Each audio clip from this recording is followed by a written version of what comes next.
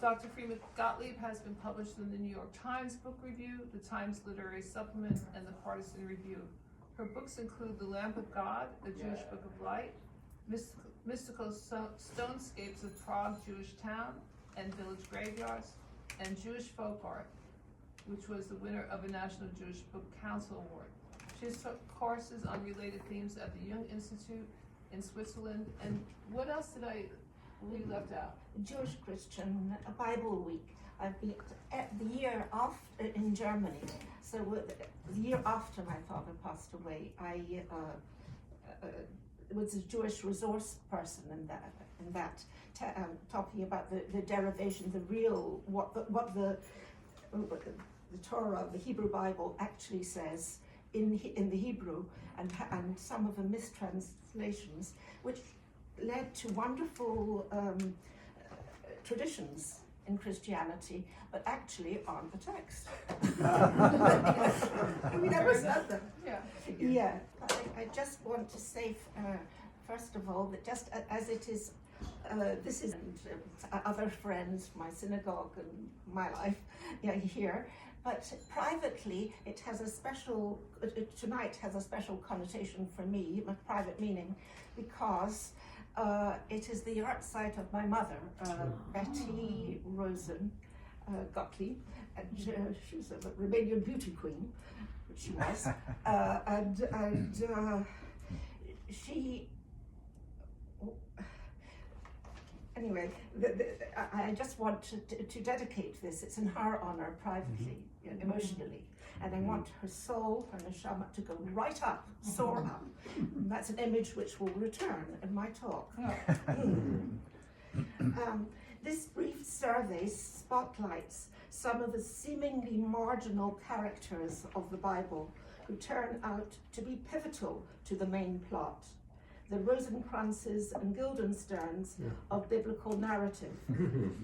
Characters that somehow do not fit or overflow our expectations of their biblical role, or perhaps are looking for time off.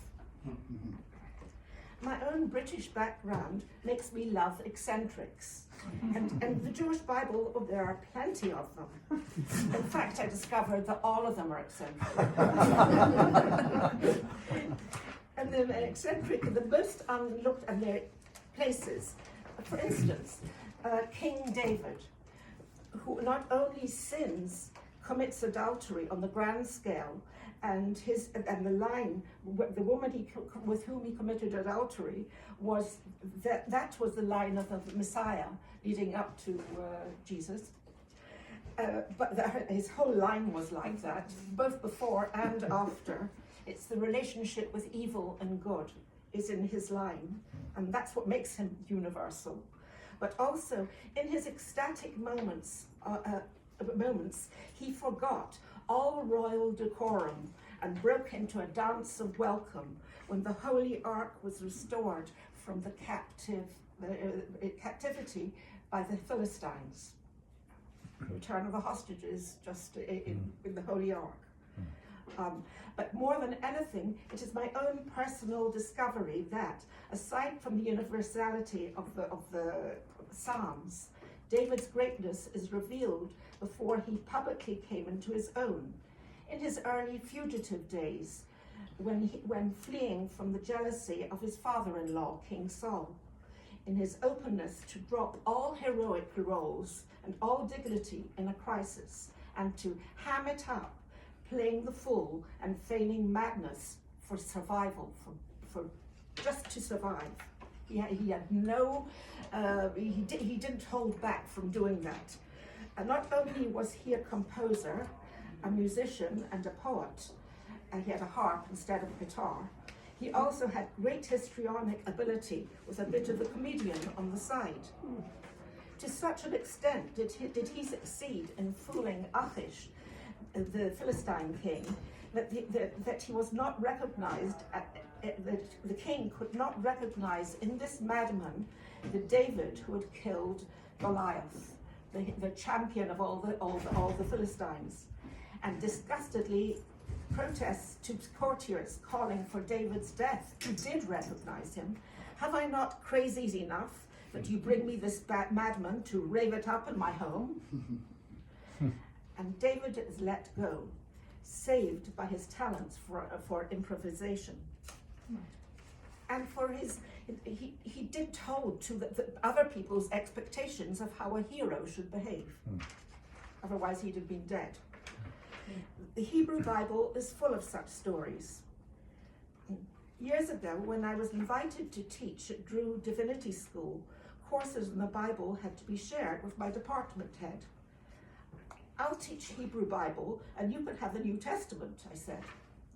Oh no, said the professor, I'm taking the Hebrew Bible. What?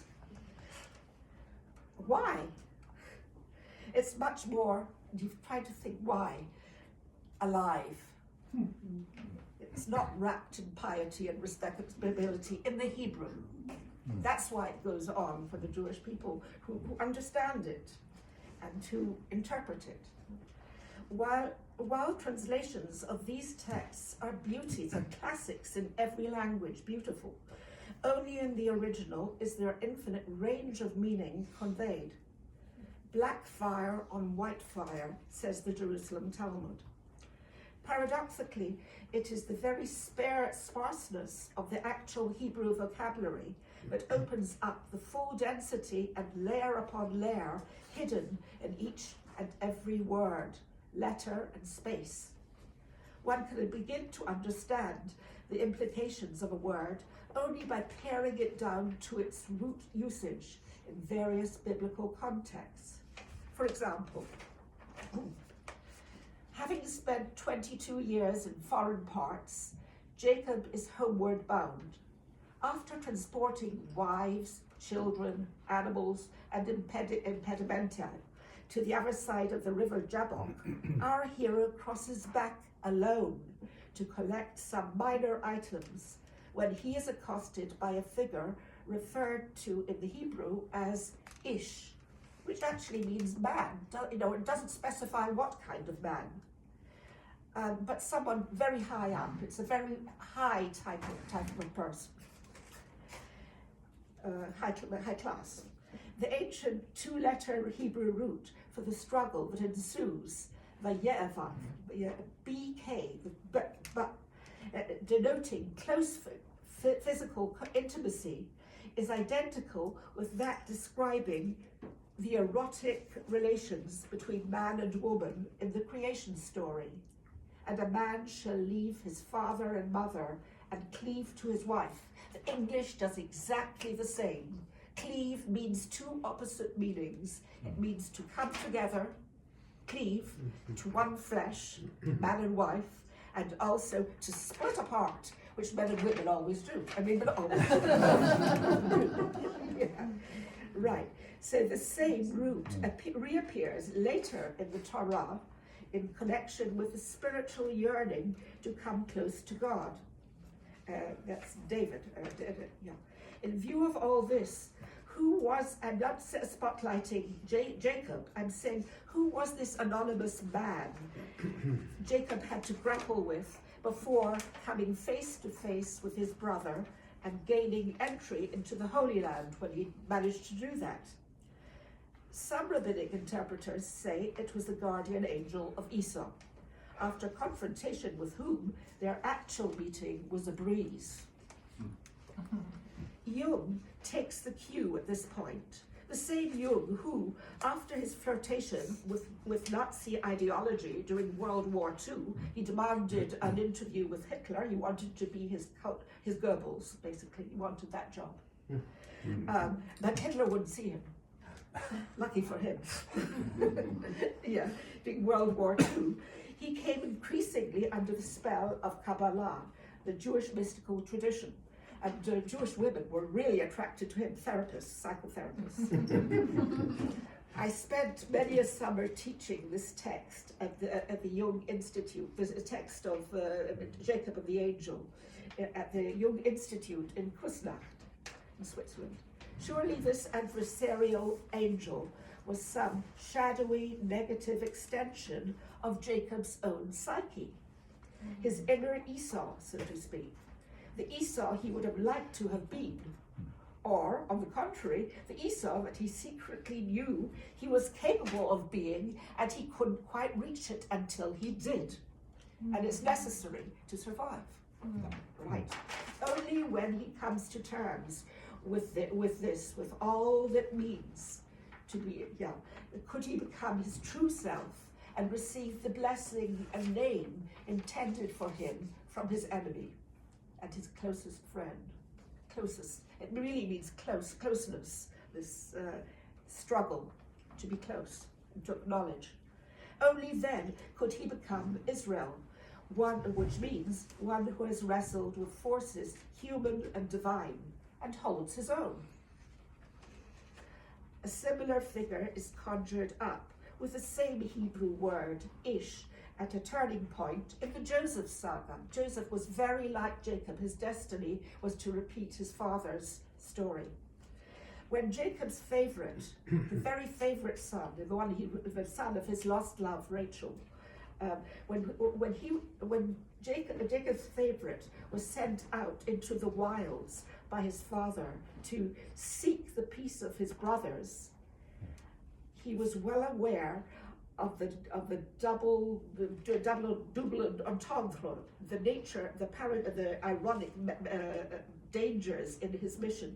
He knew very well how much his brothers hated him, and that he was going and obeying his father in risk of his life, and he went. It's obedience, it's honoring father and mother. When he could not find them, he did not go home with a sigh of relief, but wandered about, because this was his mission. He had to fulfill what he had to do. And he really wanted to accomplish what he had set out for, however dangerous. Only then did this stranger accost him. Who was this person so pivotal in changing the course of history? A midrash, that's a story in the oral Jewish tradition, has it that though this figure was referred to as a man, he was the angel Gabriel, the root of whose name is Gever, that means man, the essence of manhood. At that moment, Joseph met his destiny, or became a man. He came into his true fate. Before it was an illusion what he was supposed to get. If it was not an angel, says a Hasidic commentator, why tell the story in such detail? And why have the stranger accost him with the question, "What are you looking for?" Forcing him to articulate what he really cared about in the bottom of his heart, which was actually to do the opposite of what his brothers thought he wanted. They thought he was going to be their leader and to throw them all out and to be his father's apple of his father's eye. What he wanted was to be the focus, integrating all their colors. And so he was given a coat of many colors. It was to blend all the colors. And it was a certain kind of influence he was to have, but not leadership. And he didn't want to exclude anyone, on the contrary. But he didn't quite know that, and he didn't quite know what his purpose was. So the Hebrew word shalem, here, to reconcile, when his father said, go to look for the peace of your brothers, shalem does not mean peace. It means integration of different points of view, a blend of colors. To do that, I mean, I don't know how. Is the word shalem cognitive with cognitive shalom? Yes. Okay. But it doesn't mean what people who say shalom think it means. That's, well, one of the meanings. Mm-hmm. Yeah. Mm-hmm. It's really to bring it all together, and that's almost impossible as far as yeah. So, and that was the true significance of quote here. To Joseph, the stranger's reply comes as a warning. The stranger was both redirecting him to where his brothers actually were, and also warning him at the same time of what they were about. He said to him, oh, they're far away from that. They're far away from, we can say, as far as Joseph was, because it was subconscious, he was uneasy with his brothers. He wanted closeness with them. He was an orphan, and he wanted to be close. If it was not an angel, says, angel or man, this unknown, redirected Joseph to the crime scene, of which he, Joseph himself, was the target. There Joseph would be ravaged, stripped of his royal coat, naked and thrown into a pit, then sold into Egyptian slavery, rising to become, because always God was with him. That is what we really believe about the Spirit of God, Spirit of God in human being. So God was with him, and he rose to, he succeeded. He was talented, he was beautiful. They all fell in love with him, except for his brothers. Right? He rose to become viceroy of Pharaoh instead of the Messiah of his own people. Not a good exchange, finally. With cords of love, he drew his father and his entire family down to Egypt, bringing upon the future nation 3 long periods of national enslavement, persecution, and genocide. And if Joseph had not encountered this man, none of this would have happened. That's what I'm pointing out. Just any man, you don't even know who he was. In Greek tragedy and in Shakespeare, the messenger is crucial to the unfolding of the action. Since the Hebrew word for angel, malach, also means messenger, this being could very well have been human or supernatural. But the point about him is he was destiny incarnate. It's an angel locked in the other room. So it does bring a drive to a future which something predestined, a destiny into form. As the poet Rilke says, all angels are terrifying. At this point, I must recognize my limits. I've cast my net of characters too wide. It doesn't, you'll be disappointed. I mean, it doesn't cover everything, nor all the ideas. But there is one I would like to touch on, and I think, especially because I think that Donna was very interested in it. It is the Holy Spirit, the Holy Spirit, well, for Jews, it was not a person. It's not a free person in the Godhead to be adored as Christianity, or at least early Christianity says. You see it at the very beginning of creation. It says, in the beginning of God's creation of heaven and earth, and the whole world, and the world was chaos and without content, without form, nothing, like a deep cavern. But a Spirit of God was hovering over the deep, over the waters, over all that chaos. There was a Spirit of God. Now, the word in Hebrew is not exactly spirit. It is Ruach Elohim. It's not the Holy Spirit. I know. And you're not. He's just slowly. Now he's invested with something. Yeah. He's being very naughty. Yeah. So the spirit in Hebrew, and the Ruach first meaning is wind, breeze, and air. And according to Kabbalah, that's Jewish mysticism, there are at least 3 grades of soul in a human being. One, the lowest one, the one we share with the animals, is our identity. It's our psyche, it's our emotions, and it's lodged somehow in the stomach. My father did a thesis on that, and it's very like Eastern mysticism. It's breath down here. And then the next one is, the highest one is neshama. That's rooted in God and transcendence. And in order to reach that highest root, the middle grade, is ruach. It's the betwixt and between. And I can't help mentioning it. It says, one of my favorite characters is Rachel. And her name in Hebrew means 2 things. Rachel means a little lamb, little sheep. But Ruach Kel is the Spirit of God. And they say, in the Zohar it says, Jacob really only had one angel, and that was Rachel. Nice. Because all this story of his life was all about Rachel, was all to do with not for his passion for Rachel. This has nothing to do with Rachel the woman. This is what we all have against this typology, I have to say. It's nothing to do with her as a person, but yes, it does. Her function for him was to drive him to have children, to go for woman, everything was all about her. And he lost her. He sort of lost her. She was a bit out of the story, and so is Joseph. And so is all the descendants of Joseph. This is all, yeah. Okay, so but we're talking about the Ruach Elohim.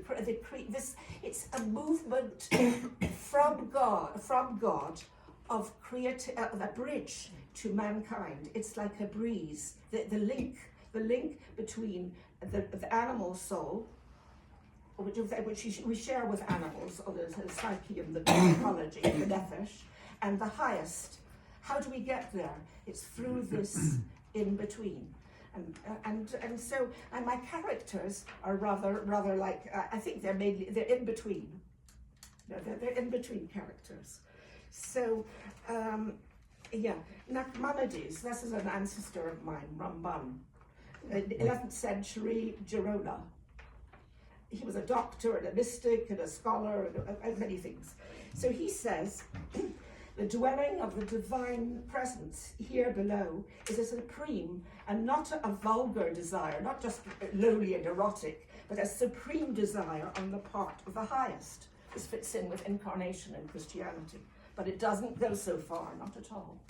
God cares a lot about this world and he wants to dwell in it.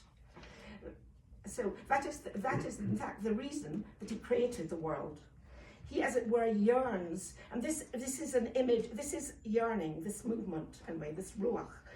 He yearns to dwell in the sanctuary, that's described in the Bible, the Jewish Bible, to dwell in the land, the Holy Land, and thus to live in your midst as your close neighbor. You're on good terms, very happy, friendly terms with him. That's what he wants. And then the term Shekhinah comes in as indwelling presence from the words used in the Hebrew Bible, the first books, but it doesn't become feminine. It's only feminized right at the end by the rabbis. They see in it a feminine image of the womb, sacred space, to fill the sacred space, the limitations of the womb and the restrictions with divine light, with divinity, as much as it can take. I'm giving you a lot of mysticism, a bit of, right. But it is a receptor.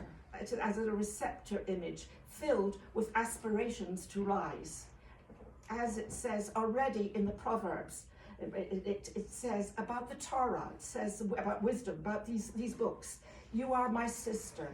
And say to wisdom, you are my sister, and to enlightenment, you are the closest member of my family.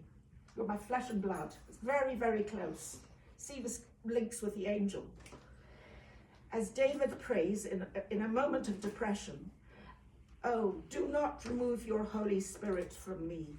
What he's talking about is no separate persona, but his own ability to receive the infinity of good that God has to give and not be depressed. The commentators say that the Torah is written in the language of flesh and blood. All we have is a movement, an urge arching over the physical. That's, winged bodies or birds have become universal symbols of the soul and its yearning to take flight. Not a person, but ruach, a breeze, a movement of protective intent from something transcendent, someone transcendent. The picture here if you've got it. Freema, yeah. Yeah, she's this is to go referring to Donna's picture. The quote from Genesis, I just took some watercolor and drew waves. So that's something Freema ended up liking, which is a coincidence. Yeah, I love it. I was Well, wanting it wasn't a something like coincidence that. I thought of waves. Because I think it's a movement. Mm-hmm. Yeah, in that picture. It shows a wave, a movement, a reaching out, and it's a bit curvaceous, you know, it's an embrace.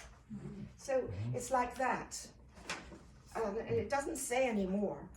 And what we have here in that picture, I'm just looking at it, you know, and I was very pleased to see it. What you hear is not a bird, but a bird. The text says Ruach Elohim was, how do we know it's a bird? It isn't a bird. It's not a person. It's not an image. But all we have is imagery because we are flesh and blood. We need images to focus on, but not very concrete to make idols of. It's a movement. This frees us. So although the laws are very strict and precise, you know, what we're given, there's a great amount of expressivity and freedom as well. There's black fire and black on white. The spaces are opening up. That's why the Torah, you know, lives until this day, because we can argue with it. We can, you know, we see more and more and more. So it's a bird.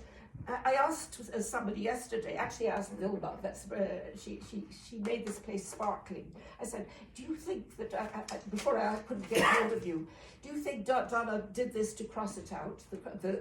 And she said, no, this is the picture. This is a bird. This is movement. You told me exactly what it was. And I said, it's a bird that is not a bird. And it doesn't mention the word bird there. Doesn't. In the text, in the text of creation, it just says hover, and hover b'charef. That is the Kabbalists say to touch and not to touch. You know, to reach out. You feel that reaching out, and all we glimpse is a movement. Amid the seething chemicals of creation, we perceive something a stir. Yeah. While no actual bird is mentioned in the text, even a bird would be too physical. We detect its essence from what it is doing here. Yeah. Well, anyway, there is a context for this in the Bible itself, where again bird is not mentioned, but it says Boaz. He is an elderly fellow. Really old, he's had it, and he's lying. He's a property owner in the land of Israel, Judah actually, and his member of his family has gone during the famine, and a whole family, a part of his family has gone to Moab where they've got food to eat and abandoned the Jewish people. Yeah. Then all the men die, and only the women are left. They married Moabite women. And Naomi decided after she was widowed from her husband to come back home. Even it's ashamed, no longer of rich beauty, but come home. But it's a bit of shame and a disgrace that she ever abandoned the people. But this is when God blessed them again. But Ruth came too, and we don't really know why she came. Because she had a twin sister who was married to, there were two boys in the family. They died because they married Moabite girls. One of the girls finally went back to being a princess at home among the Moabites. Ruth persisted. She clung to her mother-in-law. She persisted looking after her, not to abandon her. And the greatest love song is to her mother-in-law. Oh, don't press me to leave you, or to stop from following after you. I yearn for you. Your people are my people. Your God is my God. But she's going as a beggar woman. She was a princess. She stripped of everything. She goes out. When they come there, no one welcomes them. Sometimes we're not a nice people. And her mother-in-law's too old. And she goes out into the fields to glean, and she is beautiful, and everyone wants her. It's dangerous with men around, harvesters and stuff. But the landowner says, don't let anyone touch her, nothing. It seems he's a member of the family and he's called a kind of redeemer. This is to go too much into, yeah, okay. You are, I mean, this is your, too much. Yes, no, that's, it's your family and you're living every moment. I know, that's, I understand that. this is it. But I would like to just, if we can, start to talk a little bit about some of the amazing things you've already said. Okay, can I just say the quote? Of course. Yeah, and she goes at night alone, almost like a prostitute, the night when the guy's a bit drunk. And he's alone, lying there. And she, Naomi says, lie down at his feet. It's just like the granary image, prostitute. He wakes up, he's shocked. And then he says to her, blessed are you of the Lord, my daughter. And he names her motivation for coming. You didn't come here to marry me because I'm wealthy and I'll look after the family. You didn't come here even to raise up the soul of the dead. You know, her husband, the family name. Underneath it all, you came to nestle under the wings of God, of the divine. And there you will find rest. Beautiful. So